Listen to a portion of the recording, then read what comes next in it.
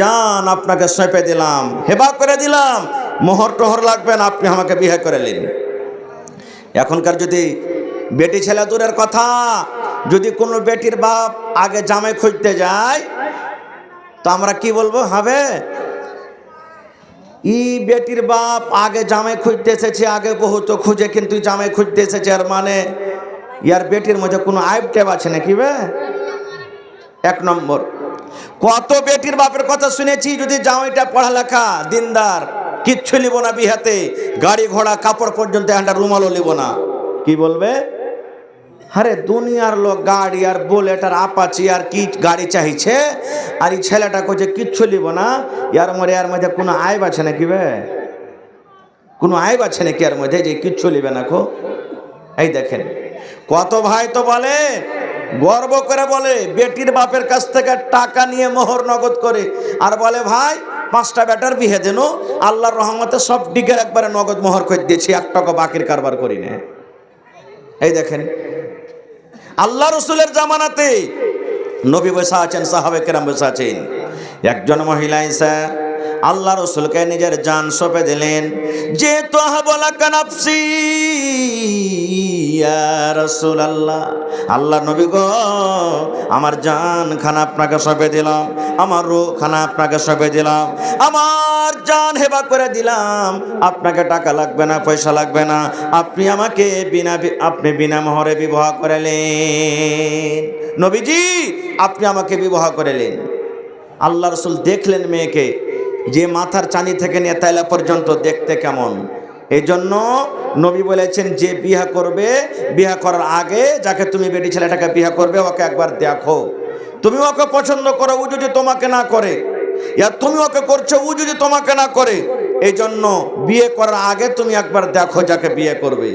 কিন্তু এখানে যে বিয়ে করবে একদিনও দেখতে যাই না, যাইবে মা, যাইবে বাপ, যাইবে ভাই, যাইবে 10 বন্ধু, আর পরে 2-4-6 মাস তখন বলছে যে এটা স্ত্রী লিয়ে চলাফেরা হবে না, একে তালাক দিয়ে দেবো, কিংবা এটা স্বামীর সাথে আমি চলতে পারবো না, আমি আর কাছ থেকে খোলা করে নিব। সংসার ভেঙে গেল তাদের। দেখতে হবে। নবীজি দেখলেন, দেখা পর মাথা নিচে করে নিলেন, এই আমার দিকে দেখেন, মাথা নিচে করে নিলেন, তুমি পছন্দ আছো, তোমাকে বিয়ে করব কি করব না, কোনো উত্তর দিলেন না। সাহাবায়ে কেরাম বসে আছেন, ইয়া অপরের দিকে দেখা দেখে করছেন, মনে মনে চিন্তা করছেন কি ব্যাপার। সে মহিলা নিজের জান খানা নবীকে সঁপে দিয়েছে, কিন্তু নবীজি দেখার পর কিছুই বললেন না, হ্যাঁ তোমাকে বিয়ে করব কি করব না।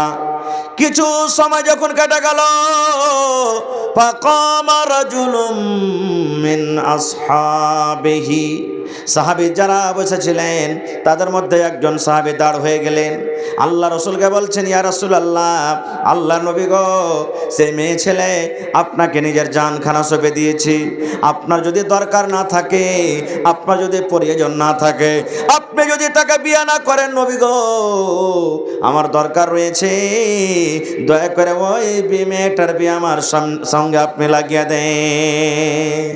আল্লাহ রসুল, আপনার যদি দরকার না থাকে বিয়ে করার, আমার দরকার রয়েছে, ওর সাথে আমার বিয়েটা লাগিয়ে দেন। এবার রসুল বলছেন, হাল ইনদাকা মিন শাই, এই তোমার কাছে কিছু আছে মোহর দিতে পারবে? মোহর দেওয়ার মতন কিছু আছে তোমার কাছে? বলছেন, লা ইয়া রাসূলুল্লাহ, না আমার কাছে কিছু নেই, মোহর দেওয়ার মতন কিছু নেই, আমি গরিব মানুষ। আল্লাহ রসুল বললেন, ওরে আমার সাহাবী, যদি তুমি সে মেয়েকে বিয়ে করতে চাও, মোহর আদায় করতে হবে বাবারে, মোহর তোমাকে দিতে হবে। যা বাড়িতে চলে যাও, দেখো তুমি কিছু পাও কিনা। সেই সাহাবী বাড়ি চলে গেলেন। বাড়ি যাওয়ার পর বাড়িতে খোঁজাখুঁজি করতে লাগলেন মোহর দিব বলে। এবার কত রকম খোঁজাখুঁজি করলেন, কিন্তু বাড়ি থেকে কিছুই আনতে পারলেন না।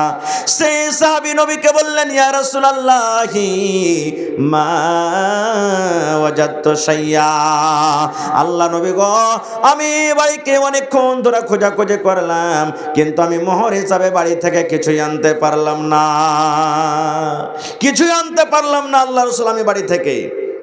দয়ার রাসূল বলেন, এক কাজ করো, উনজুর ওয়ালাউ খাতামান মিন হাদিদ, বাড়িতে যাও, যদি একটা লোহার আংটি পাও, সোনা চাঁদি নয়, সামান্য একটা যদি লোহার আংটি পাও, ওই লোহার আংটি তুমি নিয়ে এসো, ওইটা কি তোমার মোহর করে তার বিয়ে লাগিয়ে দিতে হবে। সেই সাহাবী চলে গেলেন।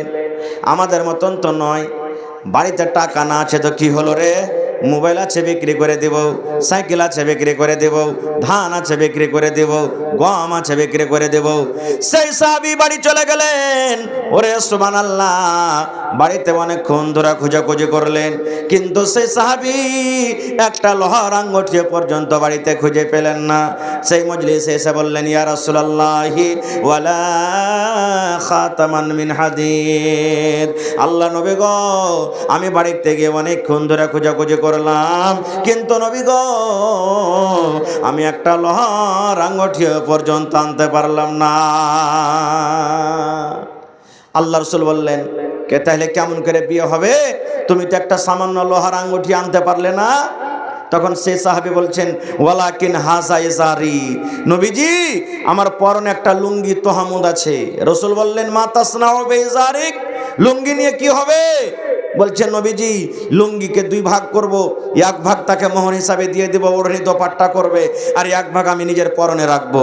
আল্লাহ রাসূল বললেন, না, এই লুঙ্গিতে তোমার মোহর চলবে না।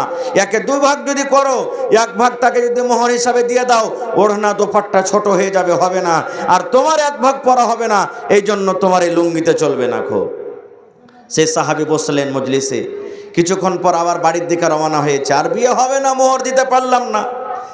কিছু দূর যখন হেঁটে গেছেন, আল্লাহ রাসূল বললেন, ও বাবা রে, তুমি শোনো রে বাবা, তুমি শোনো, আমি জানতে পারলাম তুমি একটা গরিব মানুষ, তোমার বাড়িতে কিচ্ছু নাই, সামান্য একটা লোহার আঙ্গুঠি পর্যন্ত আনতে পারলে না, আর মানে তোমার মোহর দেওয়ার মতন কিছু নাই। তবে নবী এবার শেষে বলছেন, মাজা মাকা মিনাল কোরআন, ওরে সাহাবী, এই আল্লাহর কিতাব কোরআন থেকে তুমি কিছু জানো কিনা? মাজা মাকা মিনাল কোরআন, আল্লাহর কিতাব কোরআন থেকে তুমি কিছু জানো কিনা? এই কোরআনের সূরা তোমার কিছু মুখস্থ আছে কিনা? কোরআনের আয়াত তোমার কাছে কিছু মুখস্থ আছে কিনা? সেই সাহাবী বললেন, না আমি ইয়া রাসূলুল্লাহ, আল্লাহ নবী গো, আমার কোরআনের আয়াত মুখস্থ আছে গো নবীজি, কোরআনের সূরা আমার মুখস্থ আছে। ফাআদ্দাদাহা, নবীর সামনে নাম বলে দিলেন, হয়তো সূরা 3 মুখস্থ আছে, হয়তো সূরা বাকারা মুখস্থ আছে, হয়তো সূরা শামস মুখস্থ আছে। এই করে করে যে সূরাগুলো জানতেন, আল্লাহর নবীর সামনে সূরাগুলোর নাম বলে দিলেন। এবার নবী বললেন, বাবা রে, যে সূরাগুলো তুমি জানো, ওই সূরা তুমি ভালো করে পড়িতে পারবে কি পারবে না? সেই সাহাবী বললেন, হুজুর পারবো। আল্লাহ রাসূল বললেন, ও আমার সাহাবী শুনে নাও, যে সূরা তুমি জানো, যে কোরআনের আয়াত তোমার মুখস্থ রয়েছে, ওই কোরআনের মধ্যে 30 খানা আয়াত, 30 খানা আয়াত ওই মেয়ে ছেলেকে শিখিয়ে দিবে, 30 খানা আয়াত তাকে তুমি শিখিয়ে দিবে। এই কোরআনের 30 খানা আয়াতকে আমি নবী মোহর করে তোমার সাথে আমি তার বিয়েটা আমি লাগিয়ে দিলাম। নারে তাকবীর! কোরআন কত বড় দেখেন নিয়ামত। টাকা নাই বাড়িতে, পয়সা নাই, কোরআনের 30টা আয়াতকে মোহর করে নবীজি তার বিয়ে লাগিয়ে দিলেন। বলবেন মৌলানা, তাহলে কোরআনের আয়াত মোহর চলবে? জি চলবে। যদি আপনার স্ত্রী যাকে বউ করবেন 1 টাকাতে যদি রাজি হয়ে যায়, 1 টাকাতেই আপনার মোহর হয়ে গেল। কিচ্ছু না পারেন, জুতার তাসমা ফিতা যা আছে, ফিতাতে যদি রাজি হয়ে যায়, ওইটাই আপনার জন্য মোহর হয়ে গেল। কিন্তু হ্যাঁ, এখন আমরা কি করব? যখন লেনদেনের কথা হবে তখন বলবো যে 3 লাখ 4 লাখ 5 লাখ টাকার কথা বলবো, আর যখন মোহরের কথা হবে তখন বলবে, উদাহরণ দেবে যে অমুকের বেটার বিয়ে হয়েছে, 5,000 টাকা তো দিয়েছিল, এটাই থাকতে দাও। মেয়ের পক্ষ থেকে যদি বলে যে না ভাই, একটা গরু গালার দাম দাও না, যে ভাই 10,000 টাকা দাও কম করে, না না না না, ঘটা লেগে যাবে। দেখেন কত বড় বিজনেস করতে বসেছে, ওকে ঘটা লেগে যাবে। হায় রে আল্লাহ, কোথায় আছে মুসলমান আমরা? তাহলে ভাই, কোরআনটা কার কিতাব? জোরে বলেন, আল্লাহর কিতাব। কোরআনে কোন রকম শক শুভা আছে? আল্লাহ রাব্বুল আলামিন কোরআনে বলেন, কোরআনে 1 নম্বর সূরা তারতিবে দিক দিয়ে সূরাতুল ফাতিহা, তার মানে মতলব আজকে আমি বলবো না। 2 নম্বরে কোরআনে একটা সূরা আছে, সূরাতুল বাকারা। আল্লাহ রাব্বুল আলামিন প্রথম আয়াতে কোরআনের পরিচয় দিয়ে দিলেন, কোরআন কি জিনিস, কোরআন কাকে বলে, কোরআন কি কিতাব। কোরআনটা কার দেওয়া কিতাব? আল্লাহ তাআলা নিজে বলেন আলিফ লাম মিম। এই যে কোরআনে আপনি দেখবেন আলিফ লাম মিম লেখা আছে, এই কোরআনে এগুলার কিন্তু মানা লেখা হয়নি। কোরআনে লেখা আছে কাফ হা ইয়া আইন সাদ, এক হরফে মুকাত্তাত বলা হয়েছে। কোরআনে এগুলার মানা লেখা হয়নি। আলিফ লাম র কাফ নুন, এই করে করে কোরআনে যে হরফে মুকাত্তাত লেখা আছে, দেখবেন তারজমা খুলে দেখবেন ওয়াল্লাহু আলামু বিমুরাদিহি, এই হরফগুলোর মানে কি আল্লাহ ছাড়া কেউ জানে না। তারপরে আল্লাহ বলেন যালিকাল কিতাব, কোরআন একটা এমন কিতাব, কোরআন একটা এমন বই, কোরআন একটা এমন কিতাব যাতে কোনো রকমের শক শোভা নাই রে, লা রাইবা ফিহি। এই কোরআন আল্লাহর কিতাব, আল্লাহর কিতাব হইতে কোনো রকমের শক নাই, শোভা নাই। তারপরে আল্লাহ বলেন হুদাল্লিল মুত্তাকিন, কোরআন মুত্তাকির জন্য হেদায়াত, যারা পরেজগার মুত্তাকি, মুত্তাকিদের জন্য হলো কোরআন হেদায়াত। ওরে সুবহানাল্লাহ। কিন্তু আজকে আমরা মুসলমান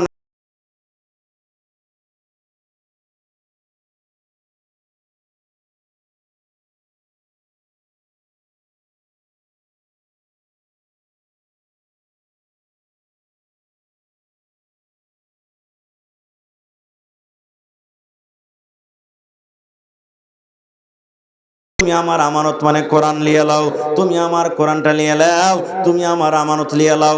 আসমান বলল আল্লাহ সব কিছু আমি সহ্য করতে পারবো আল্লাহ, কিন্তু আমি কোরআনের ভার আমি সহ্য করতে পারবো না।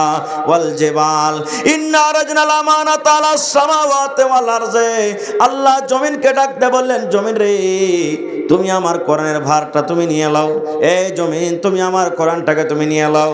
এবার জমিন বলতে লাগলো এই পাক পরওয়ারদিগার তুমি আরো বড় বড় বড় বড় পাহাড়টাকে আমার বুকে দিয়ে দাও, আরো বড় বড় পাহাড় দিয়ে দাও আল্লাহ, আরো মানুষের লোড ভার দিয়ে দাও আল্লাহ, আরো যত রকম নদী আছে পানি আছে আমার উপরে দিয়ে দাও, সব কিছুর আমি ভার সহ্য করতে পারবো।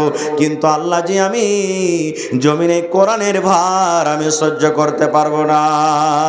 আল্লাহ ৩ নম্বরে ওয়াল জিবাল, পাহাড়কে ডাক দিয়ে বললেন পাহাড় রে, আসমান ইনকার করে দিল কোরআন নিল না, জমিন ইনকার করে দিল নিল না, পাহাড় তুমি নিয়ে লাও, তুমি নিয়ে লাও, তুমি নিয়ে লাও। ওরে সুবহানাল্লাহ, আসমান জমিন পাহাড় আল্লাহর কিতাবটা যেমনই নাম শুনেছি, আল্লাহর কোরআনের যেমনই নাম শোনা, তারা ভয়ভীত হয়ে গেল, মনে হয় ভিতরখানটা তার চাকনাচুর হয়ে গেল, যার যার হয়ে গেল, থরথর করে কাঁপতে লাগলো। আল্লাহ সব কিছু সহ্য করতে পারবো, কিন্তু কোরআনের ভার আমরা সহ্য করতে পারবো না।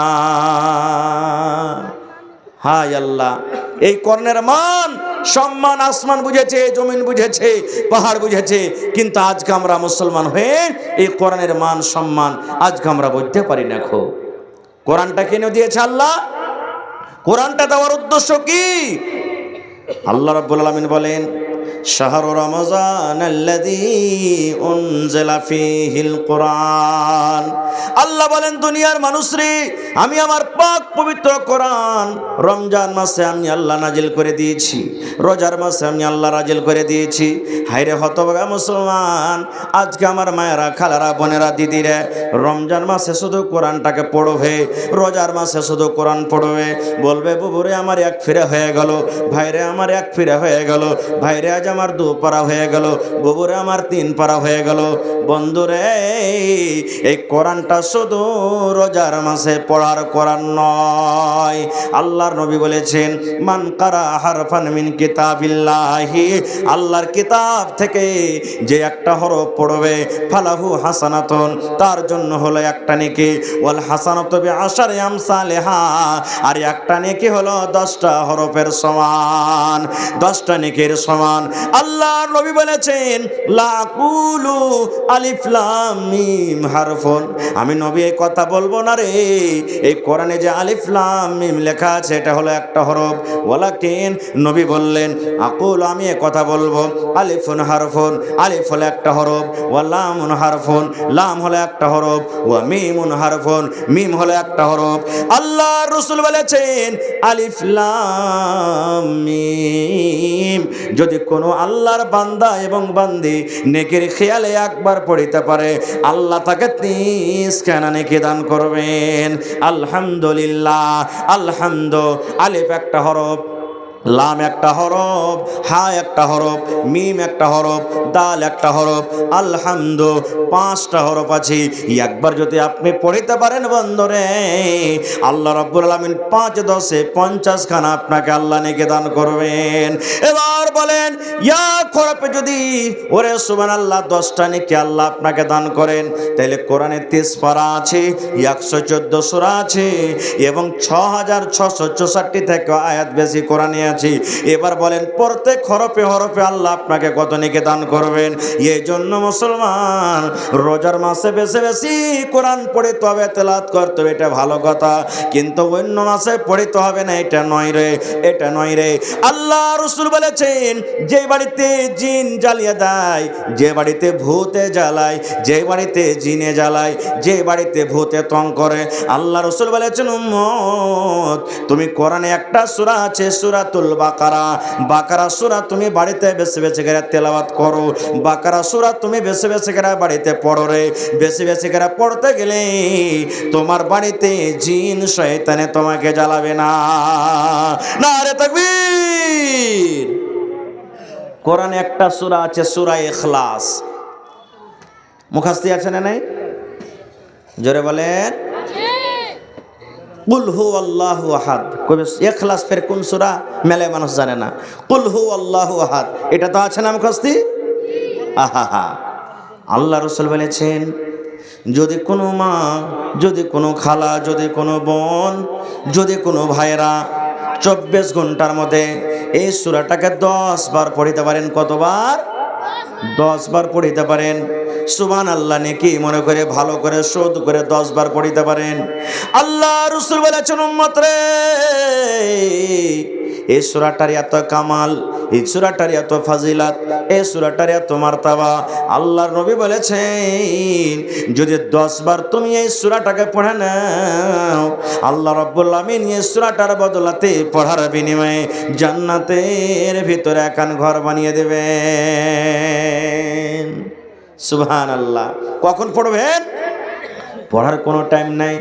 জালসা শুনে বাড়িতে যাবেন, আউযু বিল্লাহি মিনাশ শাইতানির রাজিম, বিসমিল্লাহির রহমানির রহিম, কুল হুয়াল্লাহু আহাদ, আল্লাহুস সামাদ, লাম ইয়ালিদ ওয়া লাম ইউলাদ ওয়া লাম ইয়াকুল লাহু কুফুয়ান আহাদ, বিসমিল্লাহির রহমানির রহিম, কুল হুয়াল্লাহু আহাদ, আল্লাহুস সামাদ, লাম ইয়ালিদ ওয়া লাম ইউলাদ ওয়া লাম ইয়াকুল লাহু কুফুয়ান আহাদ। আপনি নামাজ পড়ে জামাতের জন্য বসে আছেন, এখনো টাইম আছে, একবার দুবার আপনি পড়ে নিলেন। আপনি রাস্তা দিয়ে হাঁটছেন পড়বেন, ঘাস কাটতে আপনি চলে গেলেন পড়বেন, মোটরসাইকেল চালিয়ে চলে গেলেন পড়বেন, মায়েরা খালারা বাড়িতে রান্না বান্না করে পড়বে, বাচ্চাকে দুধ খাইয়ে পড়বে, বাড়িতে ঝাড়ু দেয় পড়বে, পাক পবিত্র অবস্থাতে যে কোনো টাইমে নবী বলেছেন যদি সূরা ইখলাস 10 বার তুমি পড়ো রে, 10 বার যদি তুমি পড়ো, আল্লাহ রাব্বুল আমিন তার বিনিময়ে জান্নাতের ভেতরে একখান ঘর বানিয়ে দেবেন। একজন সাহাবী এক মসজিদের ইমাম আলহামদু সূরা পড়েন, আলহামদু সূরা পড় সূরা ইখলাস মানে কুল হু আল্লাহু আহাদ পড়ে অন্য একটা সূরা পড়ে তখন রুকু করে, মানে দুটা করে সূরা, আলহামদু পরে দুটা সূরা, আর এক রাকাতে খাড়া হয়েছে আলহামদুলিল্লাহ সূরা শেষ করে কুল হু আল্লাহু আহাদ শেষ করে আবার একটা সূরা পড়ে তখন রুকু করছে। নামাজের শেষে যখন মুক্তাদি যারা ছিলেন ওরা তখন বলছেন এ ভাই এরকম করে তুমি নামাজ কেন পড়াইছ? বলছে কেমন করে রে ভাই? বলছে তোমার কুল আল্লাহ সূরা কি যথেষ্ট নয়? তুমি এইটা সূরা শেষ করে ফের আর একটা সূরা যে তুমি পড়েছো, তুমি এক কাজ করো ভাই একটা সূরাই পড়ো, শুধু কুল আল্লাহু আহাদ পড়ে তুমি নামাজ পড়িয়ে দাও, আর না হলে এটাকে বাদ দিয়ে অন্য একটা সূরা পড়ো, এই ডাবল ডাবল করে পড়িও না। তখন ইমাম সাহেব বলছেন যে এক কাজ করো, আমি যেভাবে পড়েছি এইভাবেই পড়বো, মন হয়তো আমাকে ইমাম থাও আর না হয়তো না থাও, তোমরা নামাজ পড়ো গা। আমাকে যদি ইমাম থাও তা আমি আলহামদুলিল্লাহ পড়বো, তারপরে সূরা ইখলাস পড়বো, তারপরে তখন অন্য কোনো সূরা পড়ে আমি রুকু করব। যদি এটা পোষায় ভাই আমাকে ইমাম থাও, না তো আমাকে থুইও না খো। মাজবুর হয়ে গেল ওখানকার লোক। তখন ওরা আল্লাহ রসুলের কাছে চলে গেলেন, আল্লাহ রসুল আমাদের টোলাতে যে ইমাম আছে একটা, ও প্রত্যেক রেখাতে আলহামদুর পরে ও ইখলাস সূরা পড়বে, কুল হু আল্লাহু আহাদ, আর যে আরেকটা সূরা পড়ে তখন ও এরকম ভাবে রুকু করবে। আমরা বললাম তো বলছে মন হয় ইমাম থাও বা নাই থাও, কিন্তু আমি কুল আল্লাহ সূরা হর রেখাতে পড়বই। আল্লাহ রসুল বলছেন ওকে ডাকো। চলে এলেন। আল্লাহ রসুল বলছেন বাবা রে, তুমি নাকি এরকম করে প্রত্যেক রেখাতে আলহামদুর পর কুল আল্লাহ পড়ো, ইখলাস পড়ো? জি আল্লাহ নবী আমি পড়ি। আল্লাহ রসুল বললেন বাবা তুমি কেন পড়ো? কি এমন সূরাতে আছে, এই সূরাটার মধ্যে কি আছে তুমি এরকম কেন পড়ো? কি কারণে তুমি পড়ো একটু দয়া করে বলো। এবার সে সাহাবী বললেন আল্লাহ নবী গো, ইন্নী উহিব্বুহা, এই সূরাটা পড়িতে আমাকে খুব মজা লাগে নবী গো, এই সূরাটাকে আমি খুব ভালোবাসি, এই সূরাটার পরে আমার খুব দয়া আছে, এই সূরাটাতে শুধু আল্লাহর সিফাত আছে, আমি এই সূরাটাকে ভালোবাসি, এই সূরাটার সাথে আমি মুহাব্বত করি, এই সূরাটাকে ভালোবাসি বলে আমি প্রত্যেক রাকাতে পড়ি। আমি এই সূরাটাকে না পড়ে মনে হয় আমার মনটা ঠান্ডা হয় না। আল্লাহ রাসূল বললেন সাহাবী রে, এই সূরাটাকে তুমি যে ভালোবাসো, এই সূরাটার সাথে তুমি মুহাব্বত করো, এই মুহাব্বত ভালোবাসা তোমাকে জান্নাতের ভেতরে নিয়ে চলে যাবে। নারে তাকবীর। হয়নি, হবে না, হতে পারে না, আমার নবীর সাথে কারো তুলনা। হয়নি, হবে না, হতে পারে না, আমার নবীর সাথে কারো তুলনা। হায়রে তুলনা তো দূরের কথা, ছায়াও মিলে না। হয়নি, হবে না, হতে পারে না, আমার নবীর সাথে কারো তুলনা। হয়নি, হবে না, হতে পারে না, আমার নবীর সাথে কারো তুলনা। সকল নবী রাসূল ছিলেন আল্লাহর দিওয়ানা, দু নয়নে দেখবো আল্লাহ ছিল তামান্না। আরে মোর নবীকে ডেকে নিলেন, আরে মোর নবীকে ডেকে নিলেন দেখবে রব্বানা। হয়নি, হবে না, হতে পারে না, আমার নবীর সাথে কারো তুলনা। হয়নি, হবে না, হতে পারে না, আমার নবীর সাথে কারো তুলনা। ইউসুফকে দেখে যারা আঙ্গুল কেটেছে, তারা কি আমার নবীর রূপ দেখেছে? ইউসুফকে দেখে যারা আঙ্গুল কেটেছে, তারা কি আমার নবীর রূপ দেখেছে? আরে দেখতো যদি কেটে দিত, আরে দেখতো যদি কেটে দিত কলিজা খানা। হয়নি, হবে না, হতে পারে না, আমার নবীর সাথে কারো তুলনা। হয়নি, হবে না, হতে পারে না, আমার নবীর সাথে কারো তুলনা। যার শানে আল্লাহ তাআলা করলেন ঘোষণা, যার শানে আল্লাহ তাআলা করলেন ঘোষণা। খুলুকে আজিম আমার শাহে মদিনা, মুসলমানে নবী ছাড়া কিছুই মানে না, মুমিনে কোরআন ছাড়া কিছুই বোঝে না। হয়নি, হবে না, হতে পারে না, আমার নবীর সাথে কারো তুলনা। হয়নি, হবে না, হতে পারে না, আমার নবীর সাথে কারো তুলনা। নারে তাকবীর। তো ভাই কোরআন পড়তে মহব্বত আছে না নাই? জোরে বলেন আছে? কোরআনকে ভালোবাসেন? কোরআন ভালোবাসতে গেলে আল্লাহ ভালোবাসবে, আর আল্লাহ যাকে ভালোবাসবেন সেই লোকটার ঠিকানা কোথায় হবে বুঝলেন আপনারা? তা আজকে একটু পরীক্ষা করব আপনাদের, আসলেই এই কোরআনটাকে ভালোবাসেন কি বাসেন না? আহা হা, যত লোক এখানে বসে আছেন যারা কোরআন পড়িতে জানেননি, শিখেননি ছোটকালে, এখনো সময় আছে, কোরআনটা শিখেন। লজ্জা করতে হবে না, ইলম শিখতে গেলে কোনো লজ্জা নেই, লজ্জার কোনো কথা নেই। বড় হয়ে ইলম শিখেছেন সাহাবায়ে কেরাম। এই জন্য যারা জানেন না, বাড়িতে বেটি জানছে তো পড়িতে, বেটির কাছে শিখেন। বাড়িতে স্ত্রী জানে, স্ত্রীর কাছে শিখেন। বাড়িতে বেটা জানছে, বেটাকে বসিয়ে দেন। বহু জানছে, বহুকে বলেন। এতখানিও না পারেন, কমপক্ষে বেটা বেটি বহু স্ত্রী যারা পড়িতে জানে প্রত্যেক নামাজ পড়ে যদি নাও পারেন ফজরের পর, কম করে আসরের পর, কিংবা যেটা আপনার ফুরসত হবে টাইম বাহির করে, বেটি রে এক রকম পড়াতো, বেটি রে একটা সূরা গালা পড়তো শুনবো আমি, বেটি রে একটু আল্লাহর কোরআনটা তেলাওয়াত করতো আমি শুনবো। কম করে এটা যদি করতে পারেন আল্লাহ তাবারক ওয়া তাআলা আপনাকে নেকি দান করবেন। ভাইরে এই জন্য নিজে শিখতে পারেননি, আওলাদকে ছেলে মেয়েকে অবশ্যই কোরআন শেখাবেন। পড়েন ইনশাআল্লাহ তাআলা, জোরে পড়েন ইনশাআল্লাহ তাআলা। তবে কোরআন শিখবেন কোথায়? আচ্ছা ঠিক আছে ভাই, 30 পারার মধ্যে 1 পারা পেয়েছি, মাশাআল্লাহ। এই দেখেন আকবরের বহিন মার জন্য, একটা বহিন আমার নিজের মার জন্য 1 পারা কোরআনের দাম, নারে তাকবীর। 2 পারা হয়ে গেল ভাই, 30 2 মাইনাস বাঁচলো কত? 28 ইনশাআল্লাহ পূর্ণ হবে। মা কবরে চলে গেছেন মনে হয়। আহা, আকবরের স্ত্রী আর পুরুষটা, আকবরের স্ত্রী আল্লাহুস সামাদ নিজের স্বামীর জন্য 600 টাকা দান করেছেন, 8 পারার দাম দিয়ে দিয়েছে। মাশাআল্লাহ, জাযাকাল্লাহ। চান্তারা বানসার থেকে 250 টাকা, বহিন 100 টাকা। মাশাআল্লাহ, জাযাকাল্লাহ, হায়াকাল্লাহ, বারাকাল্লাহ। তাই মাদ্রাসাতে, তো মাদ্রাসা চালাইতে হবে টাকা দিয়ে, বিনা টাকাতে মাদ্রাসা চলবে ভাই?